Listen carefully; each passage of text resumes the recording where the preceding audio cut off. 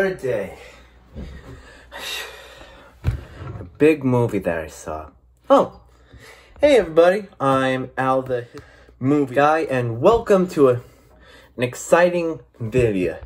Exciting new stuff I'm doing. A new thing I'm doing is actually a series called Alex's Movie Reviews,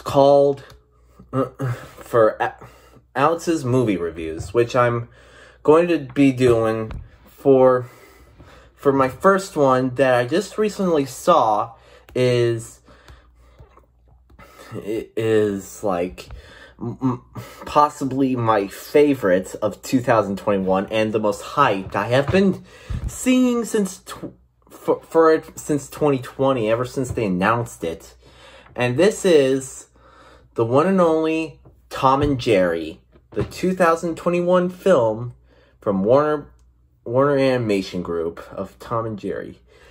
Well, for a special reminder, this is going to be spoiler free, and and for just one thing, if you didn't see the movie either in theaters or HBO Max, just pause the video, just watch it, and then after you finish watching the movie, just go back and watch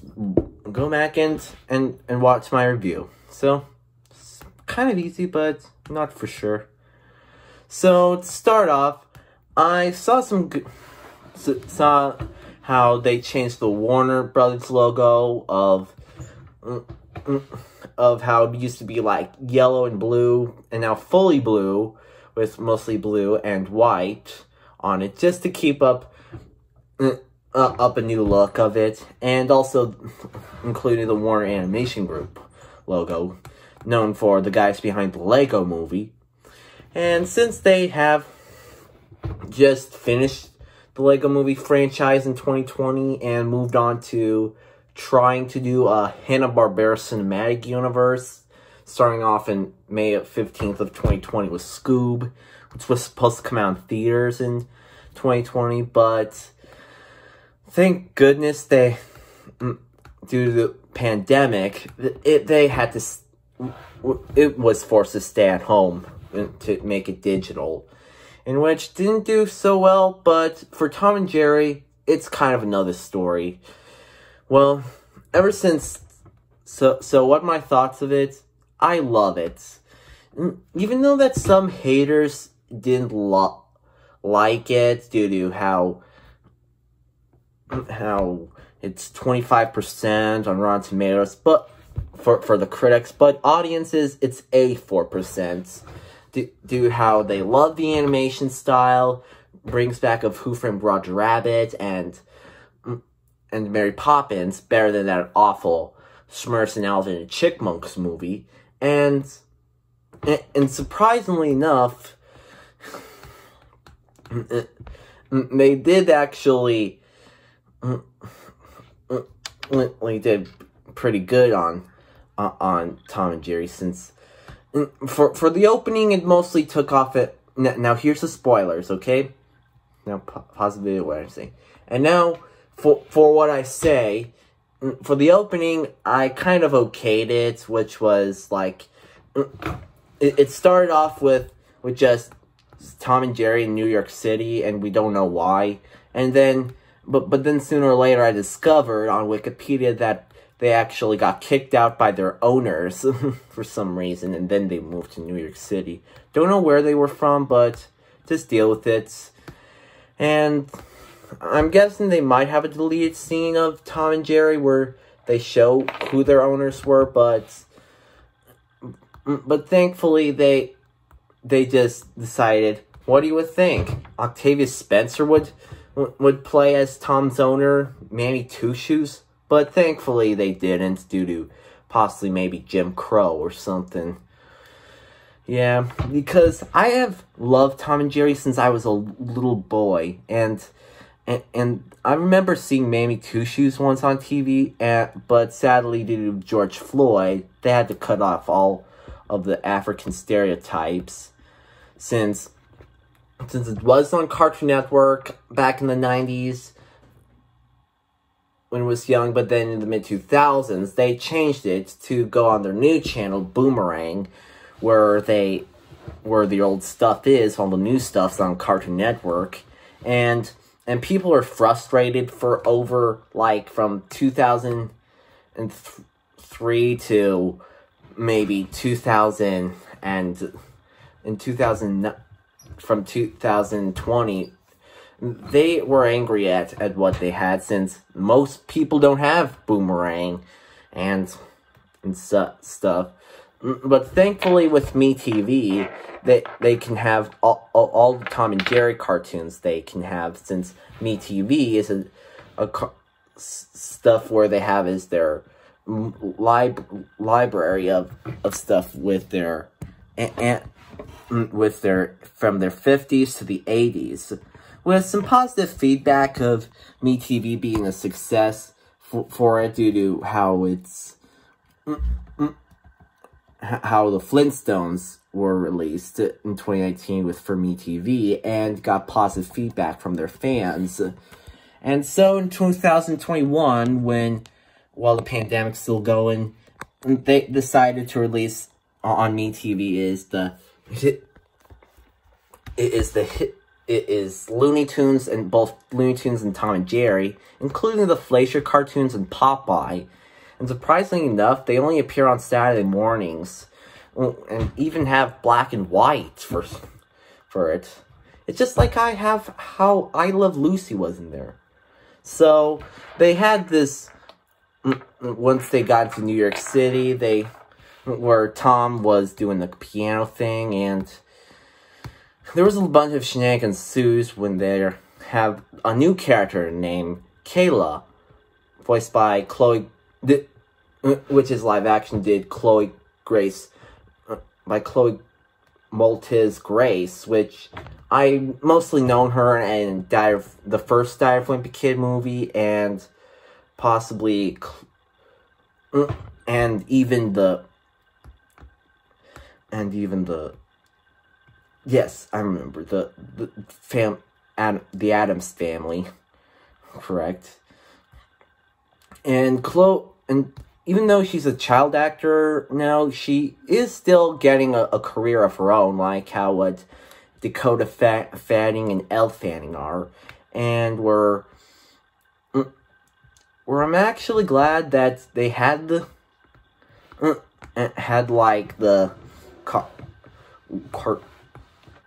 all animals were all cartoony instead of live action. All the animals, while the humans are live action. And I'm glad they didn't transport it in the universe like how they did with Smurfs and Alvin and the Chipmunks. Ugh. I'm glad Sonic did it better.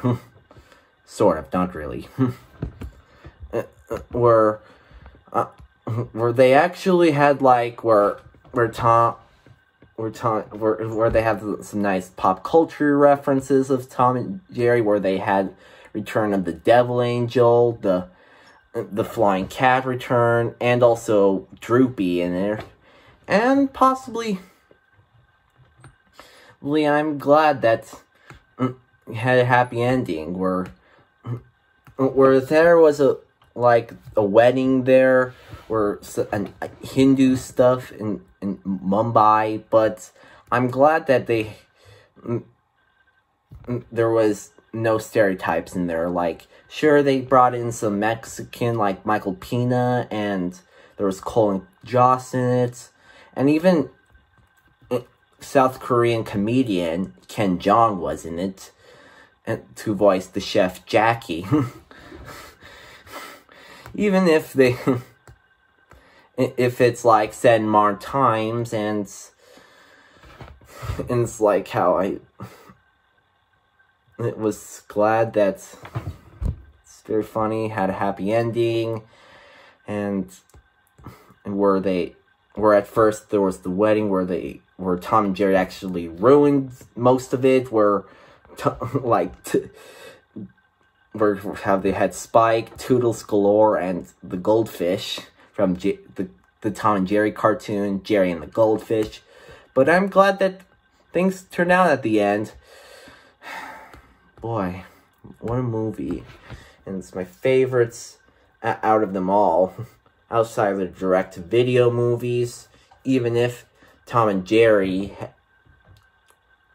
was actually planned to come out, even if Tom and Jerry was a success at the box office,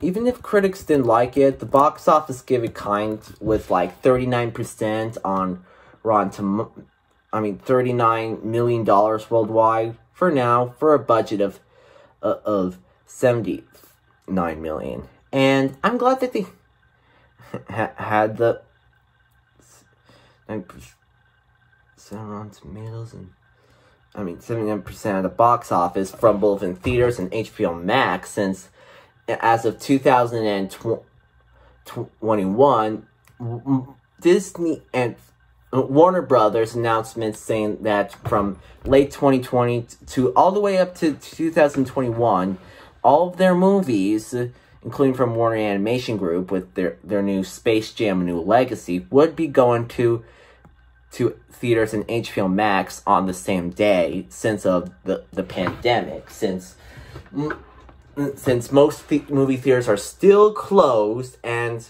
we had to stay home a lot and so on and so forth. And glad that they had at my movie theaters in Nebraska, Marcus Theaters,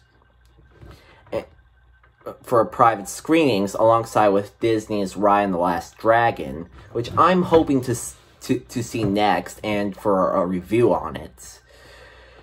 And also, I'm glad that my Workman family came along for my early birthday.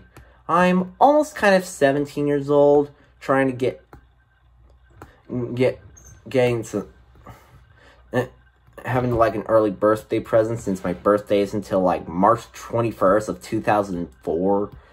March 21st as of writing for now. And even though I'm glad they were doing the Space Jam: New Legacy on it for a Looney Tunes comeback, and I'm glad that they had a success for Tom and Jerry, and so much better than that awful full animated movie, Tom and Jerry the movie. It's just only a ripoff of Disney, since back in the 90s, every animated movie was a cash-in. They were always a ripoff of all Disney movies. They all tried, but embarrassingly failed. But luckily one movie was the best one of the 90s, was Anastasia from Fox. Now one by Disney for Disney Plus, or maybe for the Disney Pox. I don't know. It's just, I love reviewing this. I love the movie, and I gave it a 10 out of 10.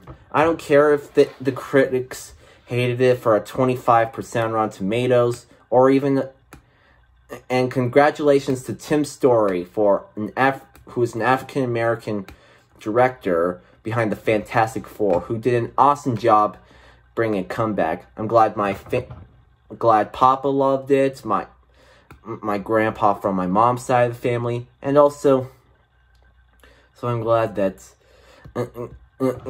they got some good liking to the audience, more like what they did with Disney films like A Goofy Movie and Brother Bear. Well, boy, I'm so in shape. Well, I don't know about it, but that's all I got for Tom and Jerry. So, we're out of time. Tune in next time for my movie reviews. For sooner or later, I'm going to be reviewing is Raya and the Last Dragon. See you next time. Bye. I always loved it when I was a kid, over 80 years ago, when the grandparents once saw it back in the theaters for 40s when short films were still playing. Both like my parents, who actually loved them when they were like possibly when TV was going around and stuff, and those of my generation who grown up on Boomerang, and also today's generation who experienced it for the first time. See you next time. Bye!